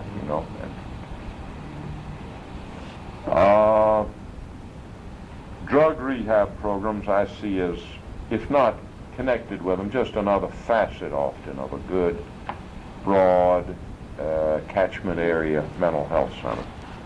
The free clinics, right? They sort of youth development, okay? Anyone want to speak to them? Is Keith expert on them? Well, I'm not the expert on them. We're more of a, we had a couple free clinics, but we're more of the community health centers, the primary Okay. medical clinic. We did have sliding fee scale, and we also provided free care for people that were unable to provide for their own. Okay, so you were not part of that sort of California started movement directly? Well, not directly. I was more of a part. We had the clinics that I worked with were originally free clinics. I mean, they were completely free clinics, but they evolved more into professional community clinics. I mean, all right. Came to an association. A lot of this was, as we all know, Haight-Ashbury, it came out of the 60s and spread. Sometimes didn't spread too far. Some of the movements sort of became, California, Boston, big metropolitan based. They are nearly always limited. I've never seen them able to extend themselves beyond, say, a Chapel Hill, where you got a lot of residents around, and the saying in medical groups is if you add, say, to a 4-person group 5, and then 6, and then 7, now you've reached the, not the break-even point, but the break point. Because when you add 8, you're going to get an 8 ball, okay? And I suppose for the centers, around med centers, it requires some descent. So you got to have a big enough university med center usually to get the student, the faculty, the MD, if he has to be called oddball or dissenter, that's willing to throw in with this. What about in Chapel Hill? A holistic health center is somewhat an offshoot, isn't it? A women's clinics, they arose out of the series of movements. And some of you may want to quarrel with this, but it came out of the youth movement, the anti-war movement, the anti-poverty war, the civil rights. They were a variety of things and some of them were unstable and did not continue. And others, like this holistic health center, appears to be able to, hang on here in Chapel Hill, and others seem to have disappeared. Does anyone want to speak to those that have stayed or come or quarrel, criticize? We've been over birthing centers, you think, adequately. We didn't discuss family planning clinics. And I guess if you understood what I meant originally, there were just texts which simply never mentioned family, I'll show you statistics, some of the data we'll have tomorrow, which will show the whole growth of clinics. You have to then say, but they didn't count. When they said in 1926 there were 7,000 of them, in 1976 there were 28,000, they failed to count 4,500 family planning clinics and 2,500 home health care agents, which I think, needed to be put into these whole categories of what are sort of out there operationally, which means it's grown so much faster, than in numbers than anything else. Renal dialysis, not very common, right? physician-owned very commonly or by big proprietary corporations. Where else is big capital moving in? Something we've just mentioned in the last few minutes. Anybody know? Yeah, home health. They've suddenly decided. You see, you got to remember that if we think we're smart and we're keeping up with current events, when you got other people's money and investors' money, or you're out there on the New York Stock Exchange, you're reading everything from the Daily Worker to the Wall Street Journal every day. You're not missing anything. You know, what could happen, right? What are young people buying? I mean, you know, 2 years ago, downtown Franklin Street didn't have these dens of vice or whatever they are, dark rooms with flashing lights, where all these people are in there, you know, doing whatever they're doing. I'm sure it's something awful, but I don't enter them, okay? And they were instead buying records, right? And then all of a sudden there's a change, you know, and certainly 3 years ago, all of them were nice liquor stores or whatever they were. You know, they were doing other forms of vice. Now they're obviously into something awful, although the computer teachers claim this is going to somehow help their brains on a long-term tool when they grow up. But you see, they keep up with this stuff. Now, what is it that would make them get into home care so rapidly right now, besides Upjohn's longer term?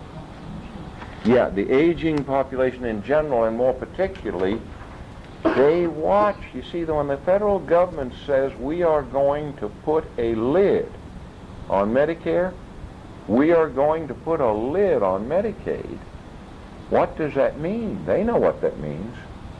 Shorter hospitals. Get out the chart I gave you. Let's look at it a few minutes. I passed out a chart. If I can find mine, I can feel less like I don't know where to begin. But take that top part. I gave it to you because I thought it showed this, what all the drive is here. In other words, if at the bottom of that first half, the top half, the traditional flow of patients is to the right, traditionally, meaning toward the more expensive care up till recently, the whole shift towards ambulatory care is, as you see, is the opposite way, because look at what it means in cost. Any way you look at cost, total cost, cost per encounter, you know, any way society has got to get a hold of this. The place where the jobs are going to be, the place, it's not that they won't be in it. They'll only be in jumping hospitals and then declining. You follow me? Yeah, they'll only be in other kinds of places that are terribly alert, terribly keeping up with all these developments and competition and marketing. So that if we begin and look at those things, I don't think they're an unfair other way to list what we've been talking about, you know. By the time you get to a university hospital, you're dealing with horrendous costs per day, you know, to let anybody in, you know. You're having all kind of, we're going to be discussing costing. We're going to study different issues that arise about costing. How do you price ambulatory care services? When does the tail wag the dog, or does the dog wag the tail, you see? In other words, if everything outpatient is the tail, then the accounting department and the administrator all know how to price that out pretty high, don't they? See, because they've done it traditionally that way. In other words, you shove over per square foot. See, there's a million ways in accounting to play games. You charge per square foot for what the outpatient departments use. What does per square foot cost up in the OR?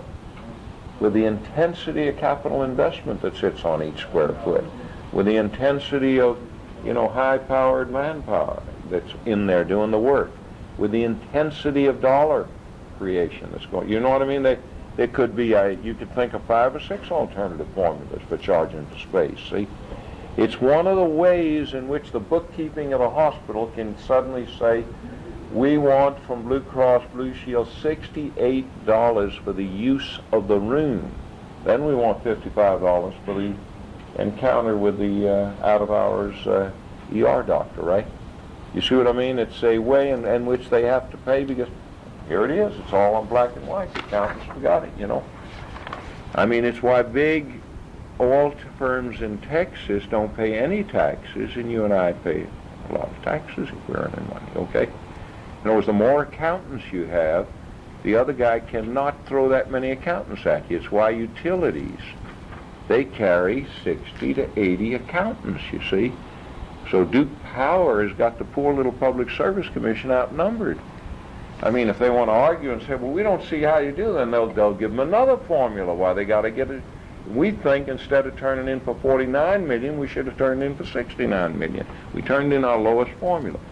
They'll drown you in formulas, you follow me, if you find something wrong with one of them. If I sound evil about all this, try to understand that what I'm trying to teach you is you don't try to become accountants. I'm sorry if there are a lot of people in healthcare that don't understand this and think they're going to get jobs becoming accountants, because you can hire all the accountants who know more than any of you people know than me. You're never going to take 4 courses in accounting and become a good accountant, okay? What you got to know is where the thrust is, and you'll hire an accountant when you get to the right place, okay? And you'll certainly hire a lawyer, okay? When you get in trouble, you do what you got to do. You're going to open the surgery center, right? Now you tell the lawyer to fix it, so they have to get the injunction. You don't get to go ask the opinion. You open, let somebody close you down, right? I mean, there's all kind of tactical things. He keeps screaming, but I think you're at the borderline. Then you, buddy, either, quit as our guy on retainer, and we'll get another lawyer that knows how to tactically do this, right? It's not that you're moving in illegality. It's that there are no rules in accounting. I hope you all have taken enough accounting to know this by now. I mean, all this stuff, are they really watching me? I mean, are there monitors in these School of Public Health rooms? I mean, this is all from Boschville that, things are common sense. They're assets and they're liabilities, and I understand that. There's income and there's expense. It's how you expense an item, right? How you amortize it. I mean, I can take a clinic and know nothing about accounting, and all they want to know is how do we not hand the feds back $250,000? It looks like well, that's very simple, buddy. I'll bring my own accountant with me. I mean, that's his job, is to see that you don't pay him back.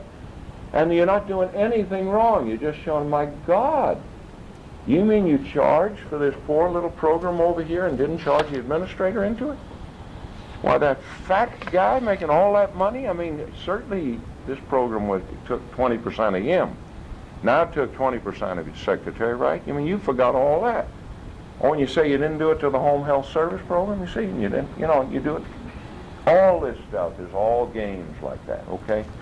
And I don't want to make light of it. It's very serious, and you learn it in order to learn the system and to work within the system and to get your goals and objectives for serving the people over better, okay? But it would be a terrible thing if say, an economical ambulatory care service could not get started here because the people up here, if they can't buy you out, can put you out of business back here in some way with bookkeeping, okay? That's the reason these all become tools, in my opinion. Now at the bottom, it was another little chart. It's probably such a simple lesson that it looks a little boring to you. What it really is saying, if you follow that bottom chart, anyone want to try it out? See, one of the parties in those columns has to change a little bit. One of the parties doesn't have to change at all. Can you see the reasons? If what's happening is that outpatient relationships to inpatient, and they're much larger than this. Everybody counts in different ways. There are some counts of outpatient, inpatient that are 4-to-1, against what used to be less than 1-to-1. Then the hospital has to change what it does, doesn't it? What it does is put in bigger and bigger machines that the doctor's offices can't afford, so as to get some of that referred business, which they'll make more money on than they will with an ER. You see, an ER will just make them so much. And what if Well, let's take Chapel Hill. It has, how many kinds of clinics does a hospital possibly have? How many outpatient services could it have? How many things go on, say, at Memorial? They've got an ER, we know. They've got an emergency room. What else do they have that people come to as outpatients? Call it by any name. All right, in Europe, polyclinic, you know, but this, huh? All these clinics, okay? Would anyone guess how many there might be? One for every body part. Maybe, just huh? One for every body One part. for every body part, right? Okay. You remember what the cute girl said at the cocktail party in Washington, D.C.? You know, there were a lot of MDs present. And, you know, in Washington, D.C. is the Pentagon and all that stuff. So on the third drink, you know, she was introduced to another guy. And she said, "And what kind of doctor are you?" He said, "I am a naval surgeon." My God, have they gotten that specialized? Okay, that's about how the parts of the body, right, when they get it down to eye and ear, nose, and throat, you know they're getting it down, right? You know, they did that 40 or 50 years ago, and they now, you know, more and more. Why are the clinics there? Why are so many clinics in the University of Medicine? Why do they want clinics? Not talking about the emergency room. That's a community service, huh? Research, and even more teaching. Okay, research, I agree, okay? But they must have teaching material. If the only time they saw people was when they got so gravely ill that they were at the third level, a university level of care, then what would the students really learn about what the signs and symptoms look like a little early, you know? And the word we use, like we use, and you'll see Romer in the readings I've given you, for lack of another word, we characterize all this area as clinics, family planning, everything. See, we use words very loosely. In Europe, it's our way of doing things, you know. In Europe, you used a word that's more in use in Europe, you see, like polyclinics in Europe have it doesn't matter whether you're in, you know, France or in Russia, you follow me, it's more apt to mean you're finally, by having so many clinics, reached the university. The word clinic is short for polyclinic, you see, it's the highest order of the pecking order. A lot of things are different. In England, you know, you're amazed. You go over there, and in the storefront, you meet the GP, see? And he's Dr. So-and-so. And now he says, "I've got a difficult case here." And he gets on the phone, and he's not calling the plumber, but he's addressing the guy. He says, "Mr. Johnson, I want you to know this is a most difficult case. I don't know what to do with it, Mr. Johnson." He describes it to him. Now he's treating him with a term of respect. This is the highest surgeon in the hospital, you see. You're no longer a doctor, you become a mister. Like in our world, this is upside down, you see. The mister is above the doctor. And the clinic over there has this kind of significance of being the apex. They reason it as follows, that you cannot learn what's going on in a university-bedded hospital if you don't know what the early initial patient care was, you see. So they're very interested in it, in an intellectual sense, you see, getting at the first stage and connecting it with them. And at our places, we carve the patient up. We just carve him up. In one hospital, I just saw the data, there are 127 different scheduled clinics. I mean, now that is carving it up. And in our next session, after we listen to Dr. Madison, I will take up some of the other carving that you might be interested in. But you see what they're showing you here, in effect, is that when this change takes place to ambulatory services, they're showing how a hospital, especially proprietary hospitals and well-run business voluntary hospitals, they simply are going to treat it the business and the product. They're going to decide, what is our business now? We thought it was a hospital as a primary thing, right? But for outpatients, It's medical testing service. What was our product before? It was, or in the inpatient side, it was patient care. What's the product now? To deliver the information on this test or something to the doctor, right? Force him to send it in there, you know, put the big capital equipment in. For the doctor, it stays the same, basically. You know, the more outpatient it goes, he can come on over to them, or he can take it out from them to his place. It's another way of looking at these things. I want to get it into your minds because you'll get it in the readings and you can't get it too thoroughly. That ambulatory care represents, in many ways, the most complex and the most fascinating of all the facets of healthcare. At the same time, for many of you, it's going to be the most disturbing because it is the least organized.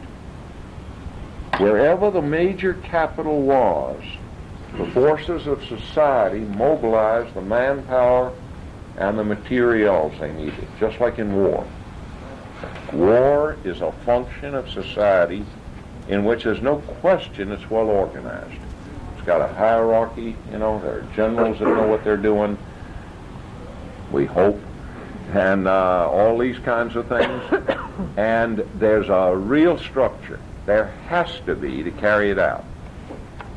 So the hospital for ages has looked to us. You know, it's been studied as a well-structured thing. For many of you, this is quite disturbing. Now, why would I say it's still... These tables are telling you it's going to be the place where the direction is going to have to come now.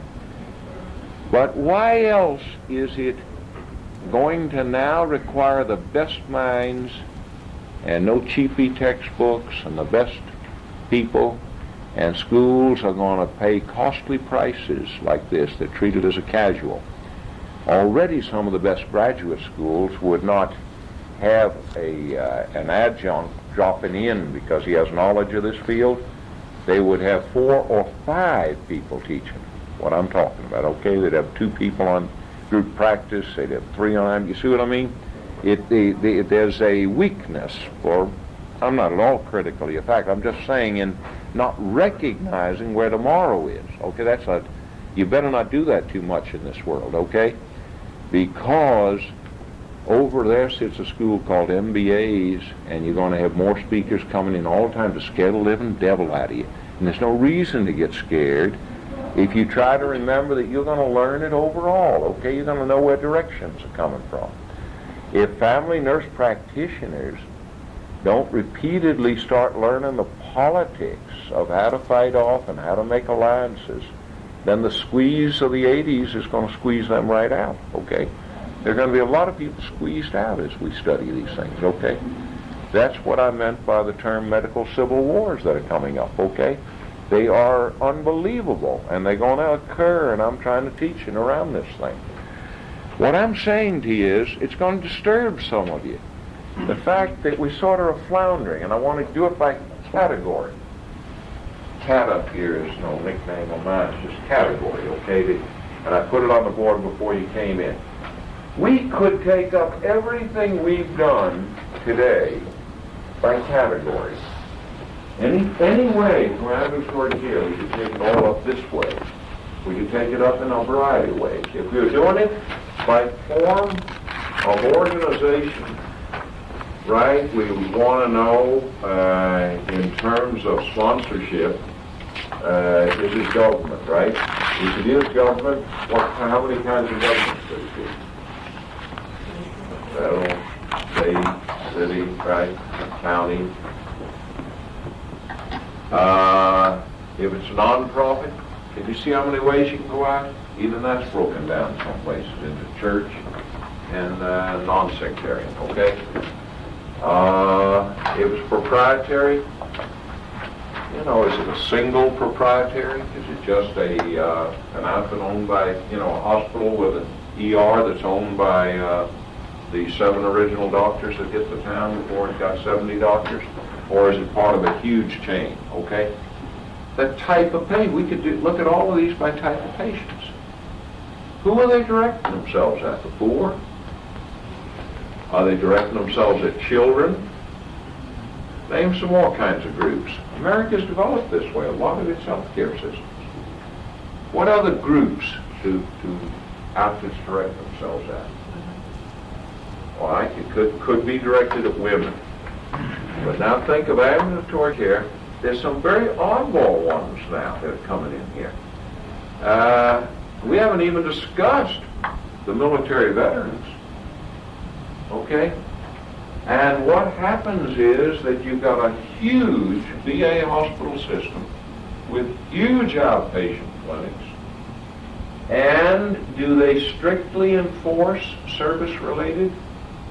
No, they're very loose about that, because there's several of those people are low income and uninsured. And they go there for everything the way people drift in and out, okay? Who else? Since 1798, not Navy people, but merchant seamen. What did that service become? What was its name? This country, by statute, in 1798, established a system of medical care for its merchant seamen. Oh, it became the public health? That's right. The U.S. Public Health Service arose from this. Now, there's never any politics in anything I say. You all know that beyond the shadow of a doubt, right? And we have a president who is ending the U.S. Public Health Service as well as he knows how. He laid off 1/3 of its core offices last year. He closed down as fast as he can as many U.S.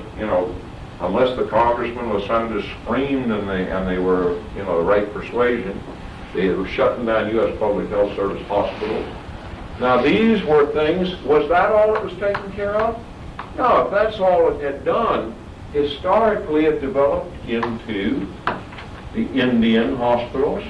We have treaty obligations to give medical care to almost 1 million original Americans in this country.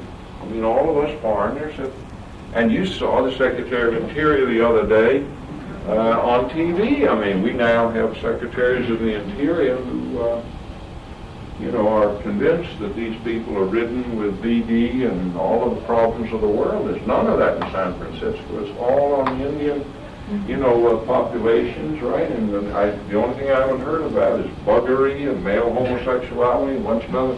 They haven't accused him of everything yet, but he started out, And they take care of the Indian population. They still take care of the merchant seamen, but it's been they put the HMO division under it till it was ended with the first budgetary cuts. The budgetary cuts were of all the things that the administration did, it wiped out public health the hardest, okay? It started with this. It was as if it got very little attention from the press. They would say he was after the poor. No, he compromised on almost everything. Party one was coming very close to destroying this, because it's as if a president announces he doesn't believe in the Air Force.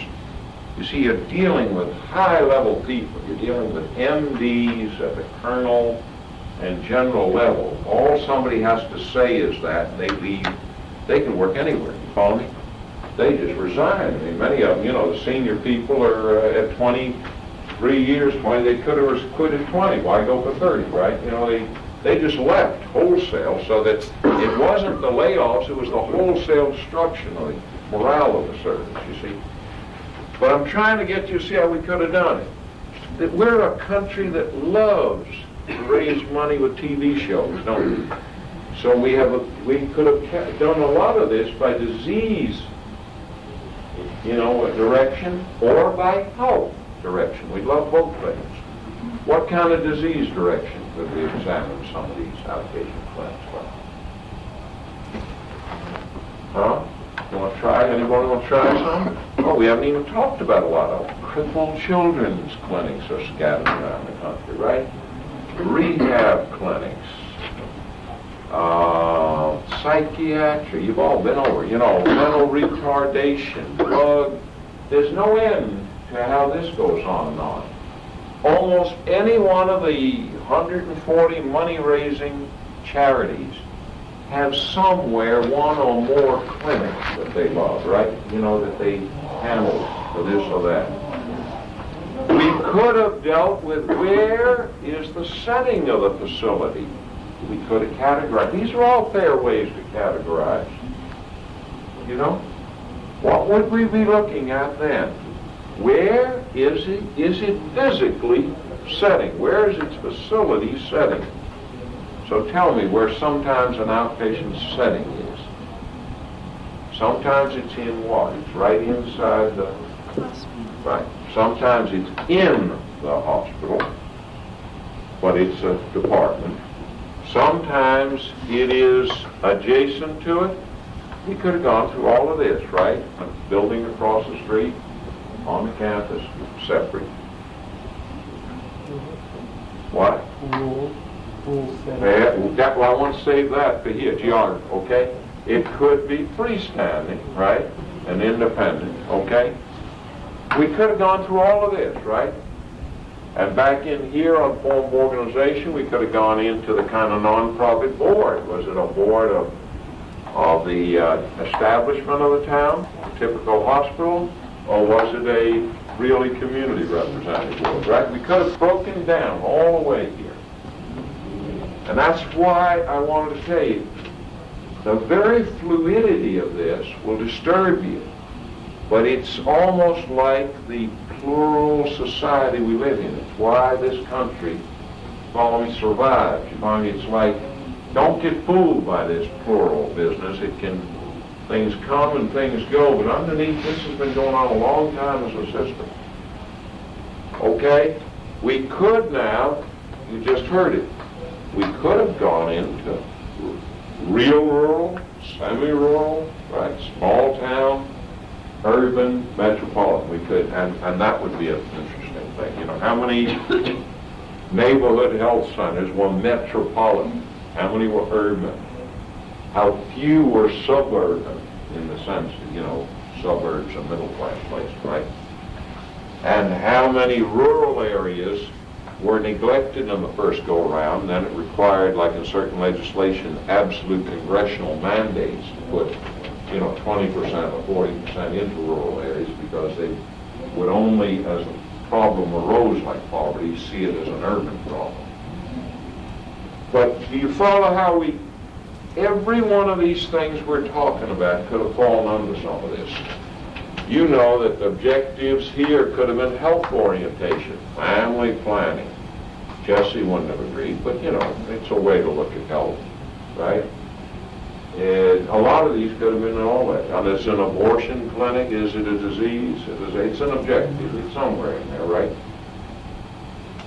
You see, there wasn't a thing we took up that we couldn't have categorized by some forms of this and gone through these and tried to place them.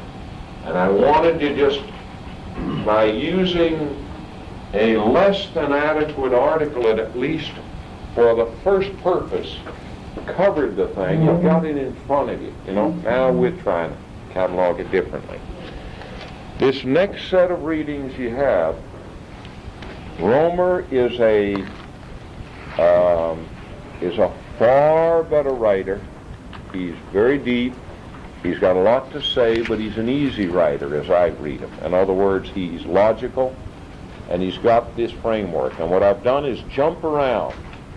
And I want you to be aware of what I'm going to hand out now. Let me see. There's a paper clip around holding together 3 separate readings. Would you take one and pass them, please? Now that one got a little separated in it. I don't want to mess it up. Thank you. Let me see how far. I may have to come down the end if we're short one. We got far enough? Okay. Everybody got one? Thank you. Let me just hit these with you. That's the text that was mentioned at the end of the Rosenfeld reading list I gave you. The registration in this course, in case you all get unhappy or lonely at times, reached 0 last year. Dr. Rosenfeld prepared the thing, but it ended up with a Duke physician and a professor of epidemiology and no students, so it turned into the bibliography and reading list was turned into that, okay? Earlier, just to show you how times were, that course, when he began it, had 30 people in it and stayed at those levels, about 18 to 30 in the first years. It's funny how when it was a philosophy without a great deal of drive behind it, and when people were not as compulsively taking, great detail courses, they were in it a lot, okay? I hope that